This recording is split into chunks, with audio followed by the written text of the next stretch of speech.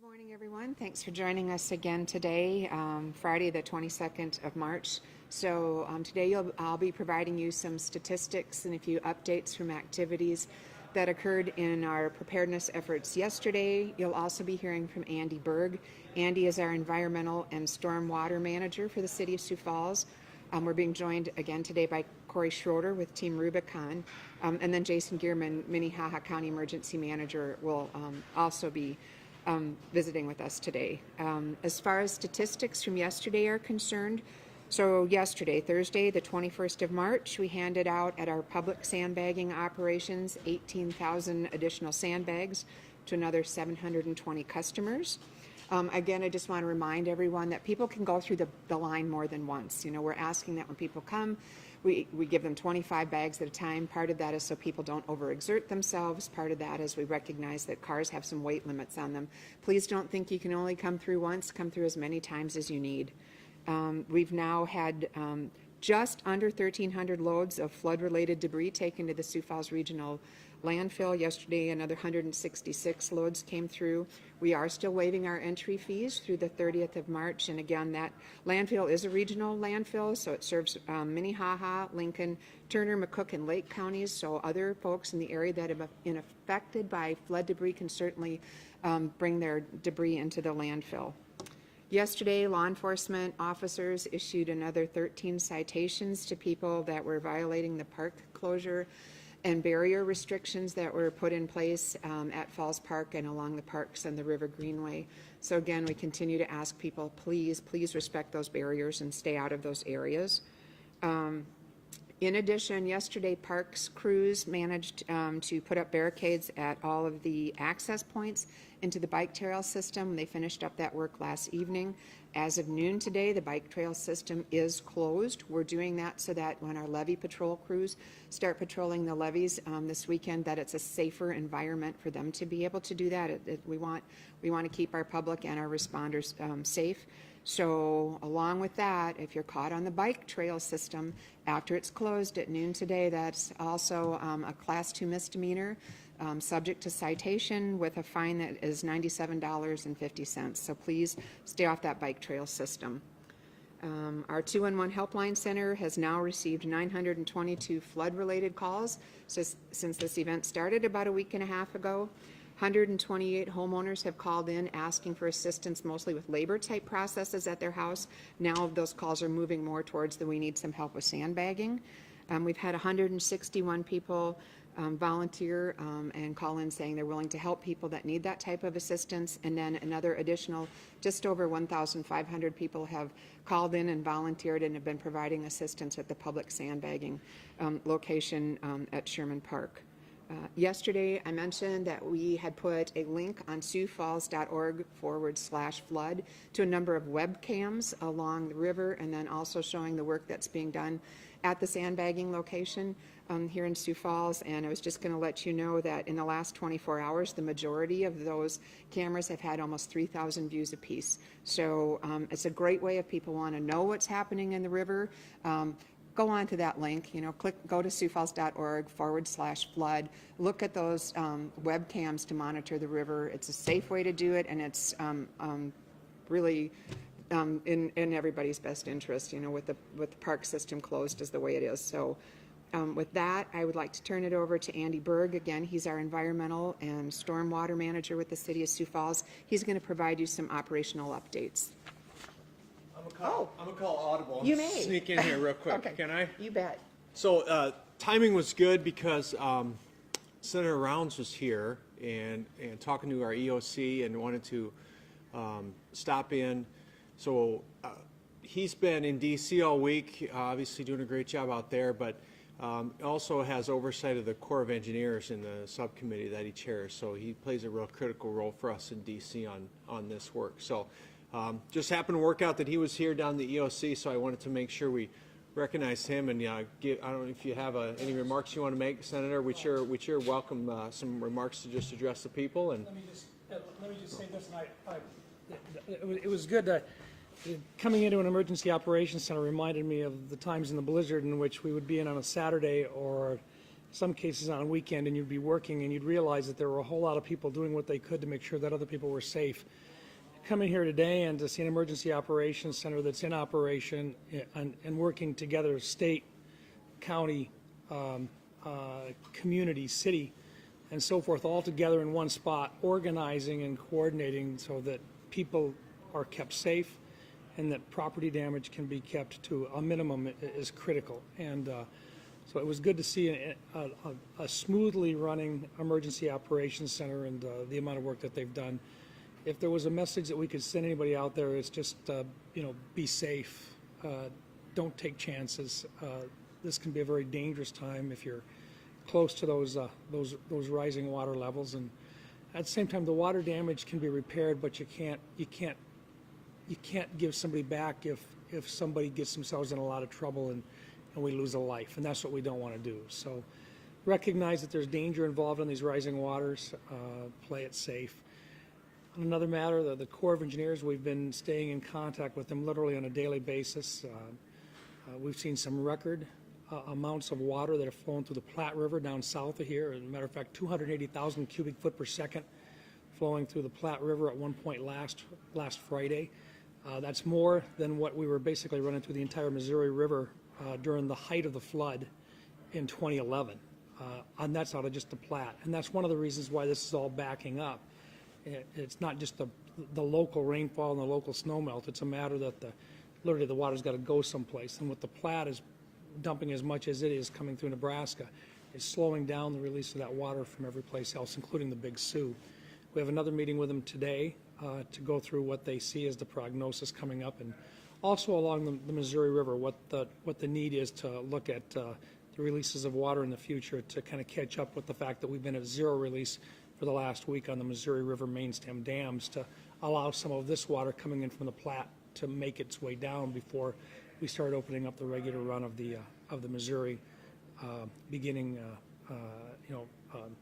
with the main stem dams that are holding water back right now. But once again, congratulations to the folks that are down here in terms of what they're doing, and it's great to see the community spirit alive and well here in Sioux Falls and in the other communities to the north that really do have some challenges ahead of them. And when we're all done, we'll be talking about the FEMA disaster relief options, where the city and the state will probably make some recommendations and request disaster relief at the federal level. And at that point, we'll be able to respond to those and offer our assistance in recommending to the president that an appropriate disaster declaration be declared at that time. So once again, just appreciate the opportunity to observe these folks that are working very, very hard downstairs. A coordinated effort is what they need, and they most certainly have that right now. That comes from training and practice, which is great to see that they've been doing that. Thanks, Mr. Mayor. You bet. Appreciate it. Thank you. And Senator Rounds does have to run, so I don't know if you have any questions for him right now. Otherwise, we'll. Have you seen the flood damage around this area? Just on a very limited basis, I have as much just by watching the closed screens that we've had access to, where the city has been providing that. If you take a look, you can see the amount of water running through the Big Sioux and in some of the neighborhoods as well. That's been significant. From here south, though, our hearts go out to the folks in the Nebraska area. What's happened down there is historic numbers, and I think the folks in the Sioux Falls area and so forth understand how serious it is down there. And so I guess I would join with a lot of people here in this community saying we know we've got some tough times coming in here, but they're fixable, they're workable. Down south, it's going to be a lot of people that are going to have their lives changed for a long, long time. And one thing about the upper Midwest, we get it. We work with one another. We understand the challenges of Mother Nature. And so, yeah, the limited amount of damage that we've seen so far clearly indicates that with a crest coming yet, and then a very high water time period, and then another crest, is probably where we're going to see the most amount of damage. So I think one thing we can't let people do is get complacent with what's going on right now. There's a crest coming, and then she's going to stay high for a while, and then there's going to be another crest. And that's the part that I think some of the professionals have said is their biggest concern, is that people will get complacent, and they most certainly don't want that to happen. So I think getting that message out is going to be important, that you got several days in a row with some very high water, and we haven't seen those crests yet. Thank you.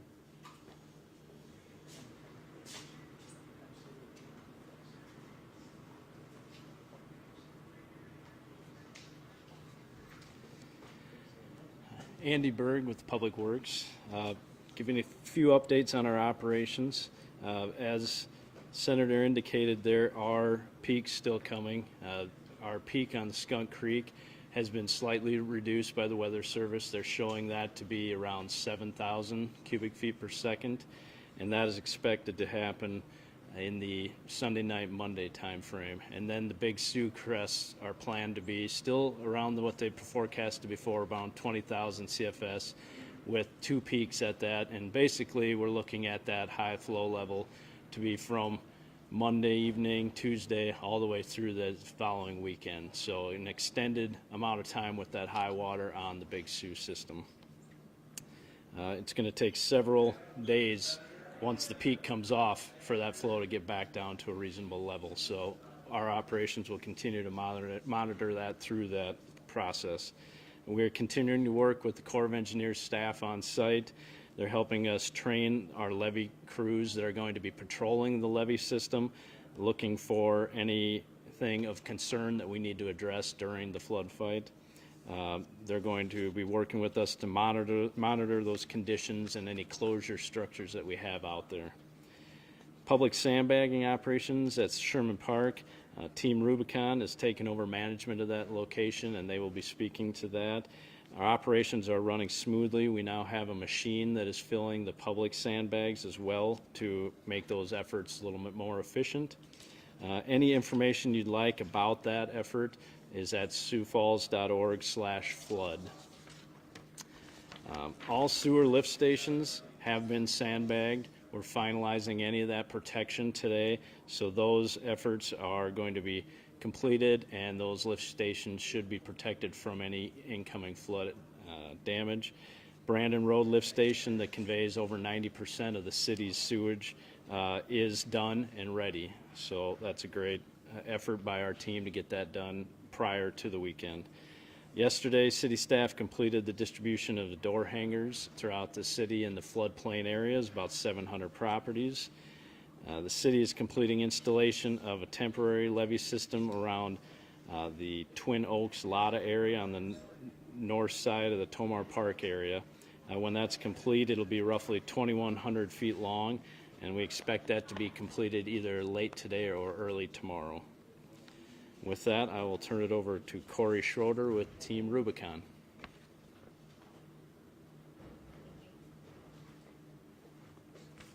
Hi, my name's Corey Schroeder with Team Rubicon. Just wanted to give a quick update. Like he said, we're taking over sandbagging management and operations over at Sherman Park. 18,000 sandbags were filled yesterday while helping manage 1,500 spontaneous volunteers that came out via 211 Helpline Center. We're still able to handle more volunteers at that center. If you've signed up, keep coming out there. If you're interested in signing up, please do come out to the site at Sherman Park, and we'll have you fill out some forms and we'll get you put to work. At this time, we're continuing to provide assistance to local ongoing response, mitigation, and recovery efforts with the city of Sioux Falls and Minnehaha County. That's all I have. Thank you very much. Last but not least, Jason Gearman with Minnehaha County Emergency Management. Touch a little bit about what's going on in the county. The Weather Service, it hasn't changed much, but I do want to say that some of the timelines that are being broadcast are for the I-90, where the river flows through I-90. That's what the time. So if you go back to Del Rapids, you're going to have to back up about 6 hours where that crest is going to be. So I just want people to know that in the Del Rapids, in the northern part of the county area. Renner area, they've been filling sandbags, and if you live in the Renner area and you need sandbags, don't drive to Del Rapids. Get a hold of your township in Renner, and they've been a great asset in helping the people around there. It'll save you some time, and call in if you need some help, and we'll try and get what you need. I will be at the next briefing. However, through the weekend, we're going to kind of amp things down a little bit as it picks up on Sunday. So if you guys need something, you can certainly give me a call. I know you've never had a problem contacting me before, so you should be able to get a hold of me. Any questions for the county? What time are you expecting it to go into the Del Rapids area?